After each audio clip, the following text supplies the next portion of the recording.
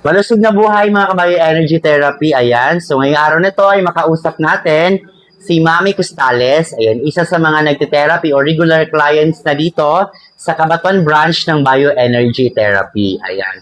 So Mami, taga saan po kayo? Saranay po. Saranay, Cabanatuan, Isabela. Bali Mami, bago po kayo pumunta dito, sino po nakapag-invite po sa inyo na makapag-therapy dito sa ating center? Bali, yung co-teacher ko din po na si Ma'am Alma. Alma Cargo. Ayan, shout out kay Ma'am Alma Cargo, Mami Alma Cargo. Ayan, dahil sa'yo, ay may natulungan tayo na na-invite mo na isa na rin sa mga gumagamit ng therapy araw-araw dito sa bioenergy therapy. Ayan. So, pwede mong ikwento, Mami, kung ano po yung mga health problems mo noon? Opo. Dati po kasi, problema ko po yung tuhod ko, namamaga. Tapos, yung problema ko sa constipation, tsaka sa hypertension po. Bali, gaano na kayo katagal dito nakapag-undergo ng bioenergy therapy? Since nagsimula po kasi dito, yinayaya na po kami ni Ma'am Alma. Tapos nang dahil sa wala ding oras. Pero dahil sa mga nararamdaman ko po, hikayat din po akong subukan. Kaya nagsimula po ako noong December.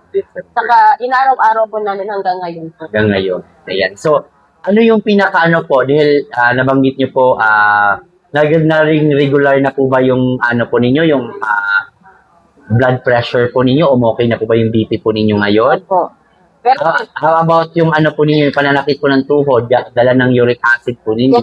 gumaling na po. Gumaling na po siya. Ayan. Kaya, Then yung constipation nyo naman po, Mami, gumanda po yung gumanda yung pagbawas mo. Pagbawas. Ayan. So, normally kasi po yun talaga ang nararamdaman natin kapag nagkakaedad na tayo. But it's a blessing na kahit papano ay may naibigay tayo na oras para po sa pagte-therapy. Ayan. So, Mami ko, ano po yung may advice nyo o masasabi nyo po sa mga hindi pa nakapag-therapy dito sa Cabanatuan branch, bioenergy therapy? sa mga kababayan ko po, sana patuloy pong magpatuloy itong bioenergy therapy dito sa inaanyayahan kayo na subukan dito at makikita niyo po yung pagbabago sa inyong mga katawan, lalong-lalo na sa mga may nararamdaman. At sana yung biotherapy ay hindi lang po dito sa bayan ng Cabanatuan ang matutulungan, kundi sa iba't ibang bayan. Ayan. So sa lahat po na hindi pa nakapag-try ng bioenergy therapy, kung gusto niyo pong mas gumaan yung pakiramdam po ninyo, and at the same time, matulungan ang inyong araw-araw na buhay na mas gumaan at maging maligtas sa lahat ng ibang karamdaman na pwedeng dumapo sa ating katawan, bukas